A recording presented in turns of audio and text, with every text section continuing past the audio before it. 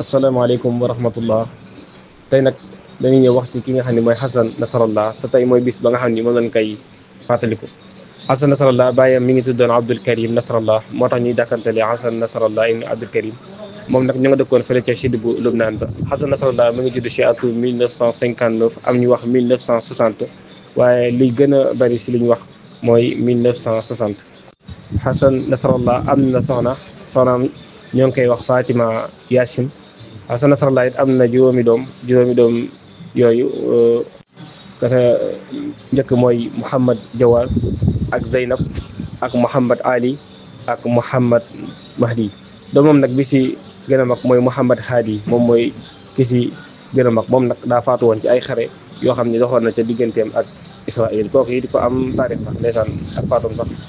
léeg-léeg ma gis ay image ci canal yu Lubnaan yi. kon Mouhamad Hadi moo ngi faatu si benn xare boo xam ni doxoon na si diggante ak soldat yu Israël yi loolu nag moo ngi amoon ci weeru septembre si atum 1997. léegi nag bindikee ba ci atum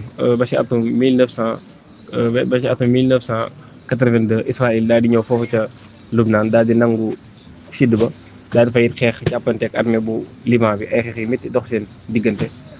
ba xeex yooyu nag amee seen diggante Xasan Nasrallah wala boog kuréel gi ñuy wax Hizbullahi Lubnaan yi def na fa tamit ay xeex yu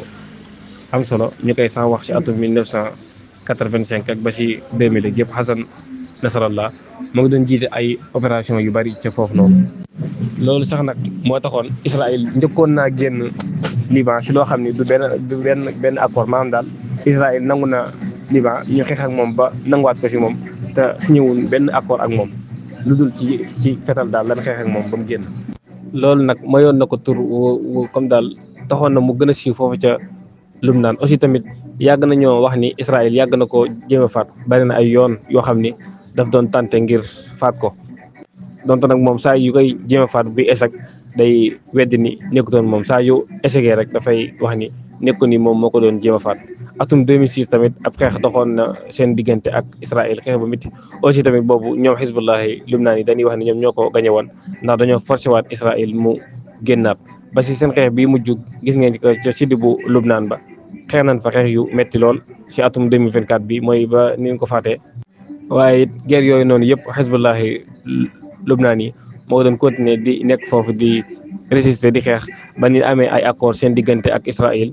ban dakkalee guerre ba. Faatuk Xasan Nasrallah moo ngi am ci bisub aljuma le 27 septembre ci atum 2024 bii nga xam ne moom lañ passé ay avion yu ñuy wax F-35 yoo xam ne États-Unis moom moo ko moom waaye daf koo joxoon Israël. Xasan Nasrallah fa mu nekkoon ca suuf dañuy wax ni mat na 6 tabax daal yoo xam ni